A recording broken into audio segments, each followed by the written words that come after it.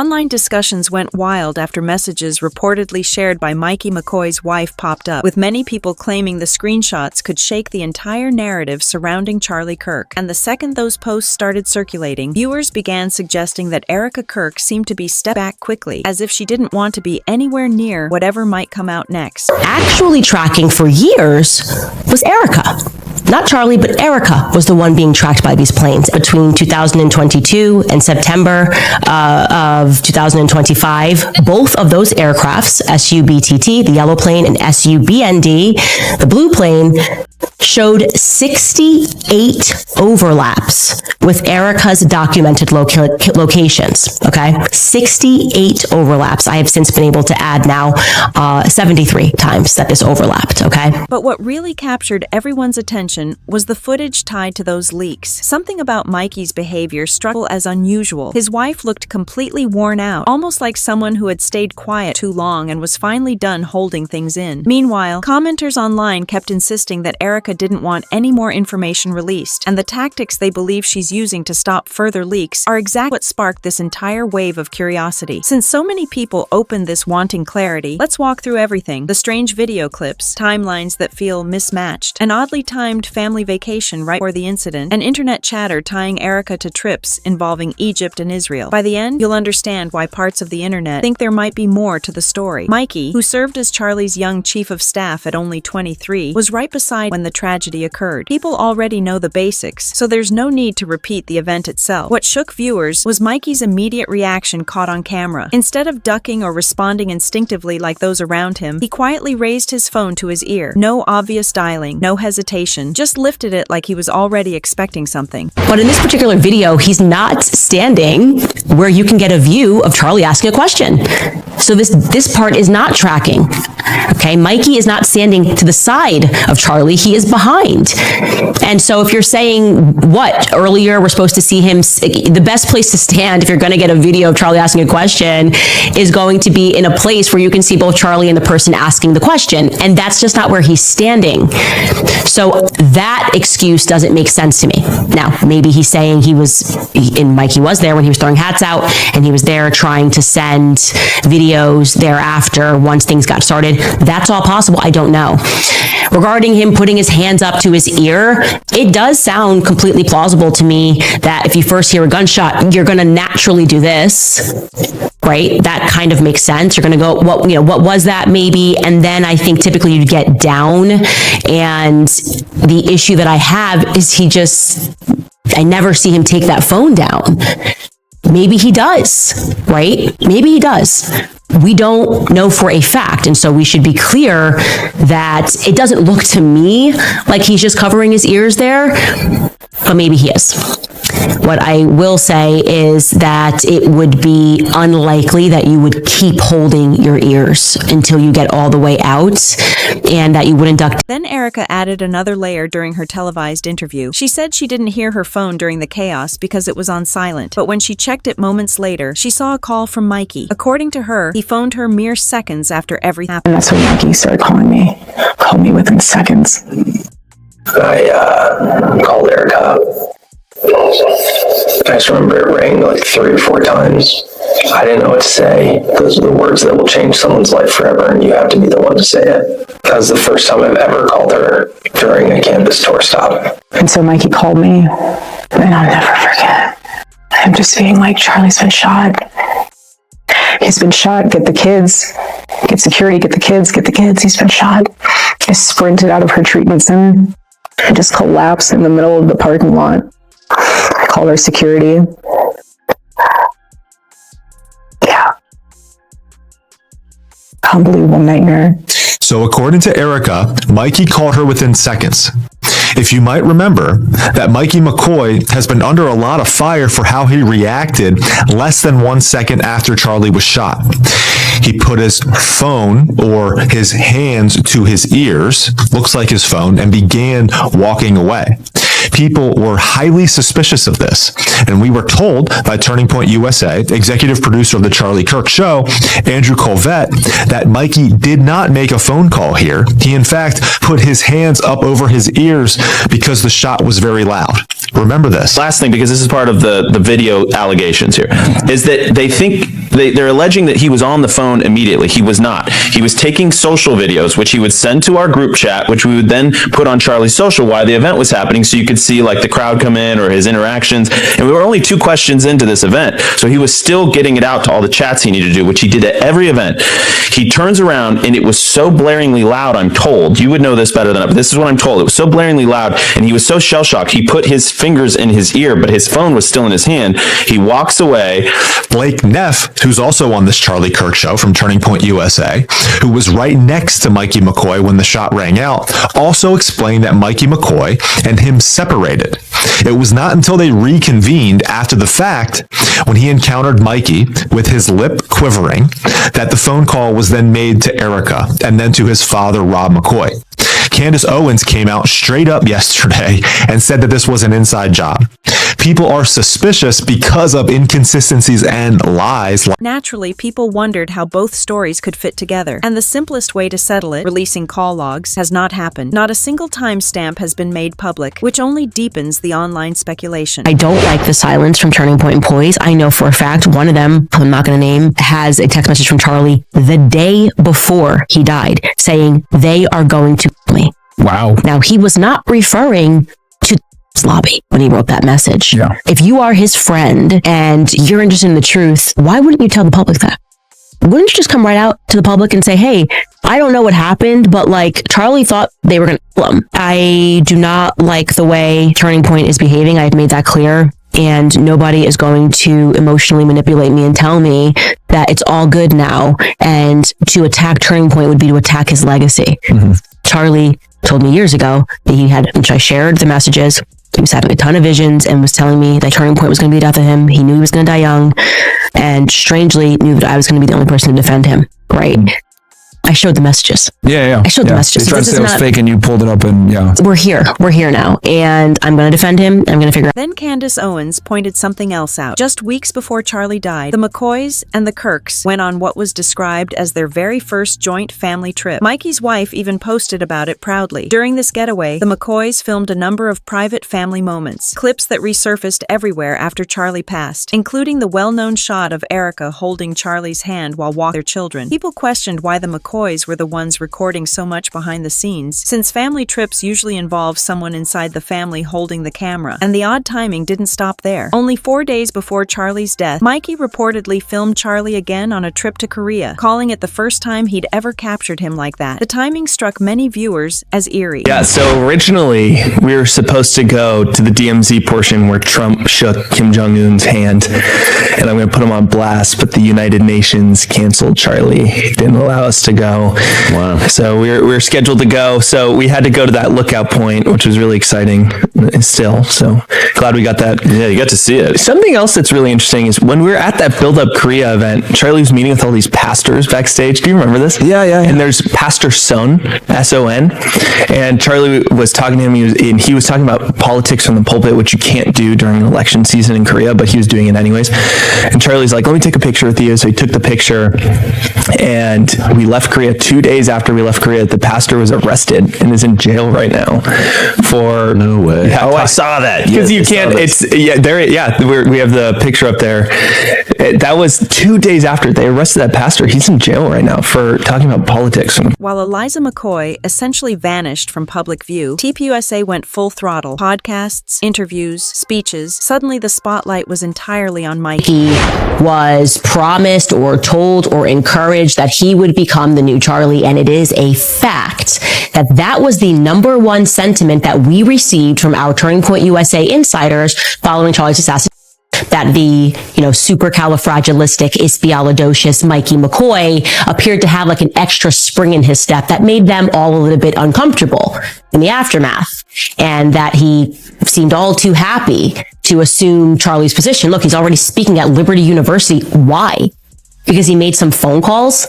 have we lowered the standards for what makes somebody a hero in 2000? Every clip, every post, every statement portrayed him as something close to a rising icon. To some observers, it didn't feel like grief. It felt like the organization was trying to drown a growing fire under endless praise. Then a TPUSA video circulated where someone was heard reassuring Mikey, telling him to ignore conspiracy talk and insisting that the team had everything handled. Erika Kirk, where has she been? She's been out of the spotlight almost completely.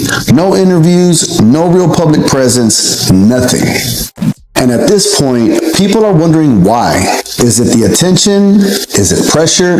Or is something else going on behind the scenes? Now, let's talk about this moment right here between Mickey McCoy and someone named Bernadette. Because when I heard that clip, my thought was the same as a lot of you. Who exactly is Bernadette? And why does she sound like she's speaking for the team? I don't want you to feel hurt by all these horrible things. We know that you have a responsibility. You're a young man. And I just want you to take a deep breath, like I said. And you know what? Let them spin their conspiracy theories. You're a good kid. You had instructions to call Erika. Charlie had a team that jumped right in there. I know that team. And we just got to move on. We got to push some moving on, and let's get to these midterms. Bernadette, who are you? And Mikey, let's slow this down for a second. You had instructions to call Erika Kirk right away. And based on the footage that we've all seen over and over and over again, that's exactly what you did. Quick, fast, and in a hurry. Now here's the part I really want people to pay attention to. That's right. Thank you, Bernadette. It's crazy. It's just, I lost for words there, huh, Mikey? That little stutter, that pause, that moment where the sentence never really finishes. That's the kind of thing that makes people stop and replay the clip. Not because it proves anything, but because it raises more questions. So now we're left with this. Erika Kirk is out of sight. Bernadette is telling Mikey to ignore conspiracy theories and just move on. Mikey confirms he had instructions to call Erika and then freezes up right after thanking. And that's when skeptics grew louder. Typically, when people are accused of something serious and they're innocent, they present evidence, speak out, correct the record. But TPUSA didn't pursue any legal pushback or public clarifications, just silence wrapped in nonstop positive messaging. Candace Owens openly stated that the entire situation felt suspicious to her and continued calling out the organization. Turning Point USA executives to issue a very clean statement saying that I am lying if this is not true. About 48 hours before Charlie Kirk died, Charlie informed people at Turning Point, as well as Jewish donors and a rabbi, that he had no choice but to abandon the pro-Israel cause outright. Okay, Charlie was done. He said it explicitly that he refused to be bullied anymore by the Jewish donors. Can you guys answer? Did he express that? Did he also express that he wanted to bring me, Candace Owens, back because he was standing up for himself? And then did he, just 48 hours later, conveniently catch a bullet to the throat before our onstage reunion could happen? It's a yes or a no. Explicitly, I want to hear from Turning Point USA that I'm lying about that. I want you to say no, it was just, he was feeling a little bit of pressure. No, I want you to literally answer what I have just said. It either happened or it didn't. I'm either making it all up or it happened exactly as I'm saying. And while we're at it, may I ask, what is the name of the Jewish donor who sponsored the Hamptons weekend? Okay. And to Pastor Rob McCoy, were there any LLCs that you or your son were being paid through that sat outside of Turning Point? I'm asking that question genuinely. Yeah, I'm putting the fire here right at the feet of Turning Point because I am disgusted. I am genuinely disgusted. I am looking around and wondering whether Charlie's entire life was the Truman Show. None of you guys are behaving in the way that you should be behaving, okay? There is no way you are letting these lies fly unless, as I am hearing, unless it is true that there was a big payday that was on the line. And if Charlie radically stated that he was done with Israel, if Charlie said he had no choice but to abandon the pro-Israel cause because of, and I quote, Jewish donors, the behavior of Jewish donors, if he said that, yes or no, well then, I don't know, maybe some people didn't want to take that risk that he was going to become Candace Owens and Tucker Carlson. at Turning Point USA with so much presence across college campuses, maybe they didn't want to take the chance. You see, I'm just one person, so it's easy to just try to cancel my life and lie on me every second of every day. But Turning Point USA, I think, got a little bit bigger than Charlie, and I'm no longer going to allow this lie and this narrative. So answer the questions, yes or no. And I'm going to, again, challenge you to lie. And if you do lie, I'm going to expose the lies, and I'm going to start dropping videos, actually. So that's where I'm at. Enough of the games, enough with trying to allow Israel to wrangle a narrative that you... This pattern, deny, distract, disappear, became a major talking point in online discussions, with many pointing to it as the kind of behavior that shows up when something isn't being fully explained. I view the Charlie Kirk assassination as a military hit. I do not know who called the hit yet, but it's military. There's no question in my mind that it was a military hit. Well, I don't view the U.S. military as being controlled by the U.S. I mean, there are a lot of people, we've been globalized for a very long time. I don't know that there's decisions that are made in Ukraine for America. I mean, this is the tentacles of the U.S. military. It's a much broader and longer conversation that needs to be had. I mean, I think since JFK was assassinated, I don't know who's in control of anything, right? Much of what we see in the political realm is just an illusion. We're talking about what's happening in Congress, and decisions are made in boardrooms, in my view. With Charlie, I think that with everything that I have uncovered, there was very clearly a faith infiltration that happened. And I'm putting faith in quotation marks because Charlie would have believed the people that came to him and told him to grow the organization and, to become the boots on the ground for faith.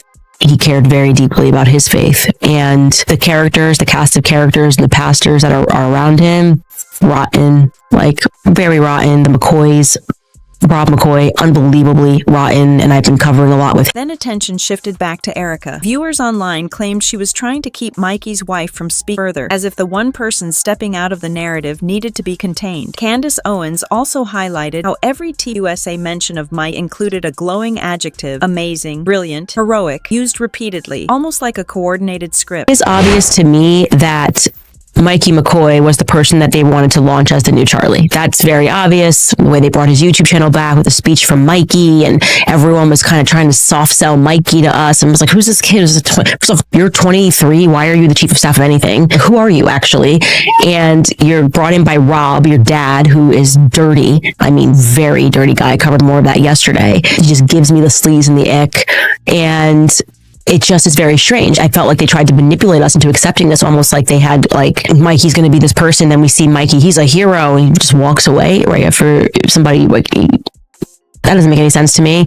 And with Erika, a lot of people on the internet have been going into her past, going into her parents' past, and, just speaking about these things. Israel defense contractors, parents, stuff like that. Yeah, I've seen all of that. I respond to that on my show. And what I've said to everybody is I'm starting with what happened on that day, what happened leading up to his assassination, and the people that catch my attention are people who are telling. Because of that, Candace made it clear she did not support the idea of Mikey stepping into Charlie's former role. I think that you are going to replace Charlie Kirk, okay?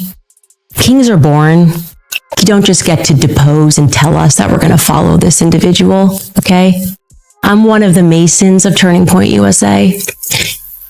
You put a shill in Charlie Kirk's chair, in Charlie Kirk's company, and you try to tell us to follow that individual, I will be an enemy of you. There will be nothing that can stop me. Okay? And I want you guys to understand, this is not a threat. This is a promise. There will be nothing that can stop me. I will release every single text message. So to those of you who are trying that, I'm seeing the messages. I am telling you to back off right now. Like right now. Don't do it. Okay? Don't you think about it. I know exactly who you are. I know exactly who you were that were exerting pressure. Don't you pretend to be noble now and say nice things about Charlie Kirk and think you're going to slide into his chair. Okay? Over my dead body, which I'm sure can be. Then came Erika's Fox News appearance. When asked if the shooter had been caught, she didn't directly confirm it. Instead, she said she trusted our team. She talked about the autopsy and evidence, then made a statement that stuck with viewers. I want to see what they did to my husband. Her use of they instead of became a major discussion point online. We get into the room. One of the law enforcement guys comes in. It's very sweet, but what do you say to someone whose husband just was assassinated so publicly? I said, I've been doing this for 30 some years. He said, I will never tell you that you cannot see your husband. He said, but I, in my professional opinion, think that you should wait to see him once he's at the mortuary. Because I don't think you want to see him like this. And the room got quiet because half the room knew it's probably a good idea. And the other half of the room was like, there is no way she's listening to you right now. And I responded back to him and I said, with all due respect, sir, I said, I want to see what they did to my husband. Candace pushed even further, suggesting the whole situation resembled an internal issue. She pointed to odd timelines, reactions that didn't match the moment, and rumors that foreign intelligence had been tracking Erika's movements, all presented as speculation, not confirmed facts. Things we're actually tracking for years was Erika. Not Charlie, but Erika was the one being tracked by these planes between 2022 and September of 2025. Both of those aircrafts, SU-BTT, the yellow plane, and SU-BND, the blue plane, showed 68 overlaps with Erika's documented locations, okay? 68 overlaps. I have since been able to add now 73 times that this overlapped, okay? And 29 of those instances also happened to include Charlie. Charlie was also present. These are all the instances in which this plane, 68 instances that this plane crossed with Erika.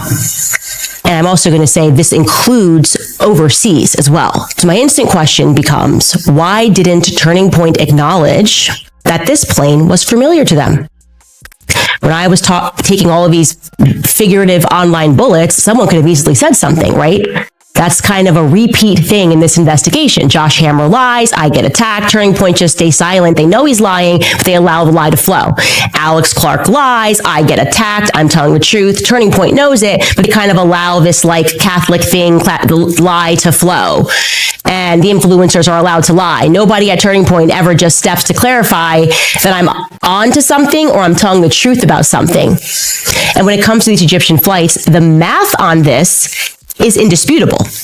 There is less than a 0.00000001% probability, okay, under random distribution models that these Egyptian planes coincidentally landed around Erika at these times.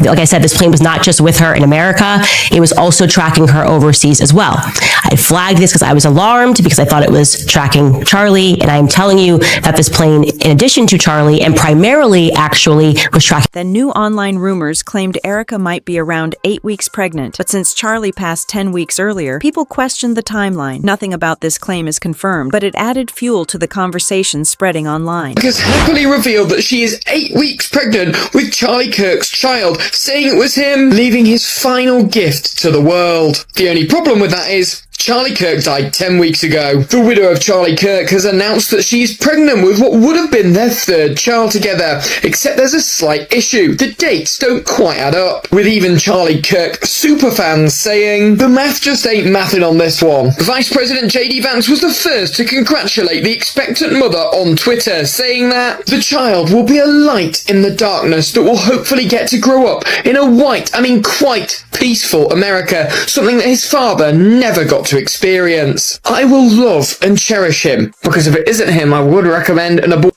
As if he were my own son. We are all Charlie Kirk now. We've all been where he has. This weird congratulatory message has led many people to rekindle the rumor that Erika Kirk and J.D. Vance may have been hooking up after Charlie Kirk's accident. So what's actually happening behind all of this? No one outside the circle truly knows, but the quiet responses, the rehearsed tone in certain interviews, the precisely timed tributes, and the pressure around key voices, all of it makes people feel like something bigger is sitting beneath the surface. Maybe one day, when someone close to the situation can't stay silent anymore, the real story will come out. Until then, all anyone can do is question what they've been told. So tell me, do you think the public is hearing the full truth, or is there more behind the curtain? Drop your thoughts in the comments. If you want updates the moment new twists break, make sure you subscribe to Haley Reporter. Hit that like button, drop your thoughts in the comments, and turn on all notifications so you never miss the next chapter of this story.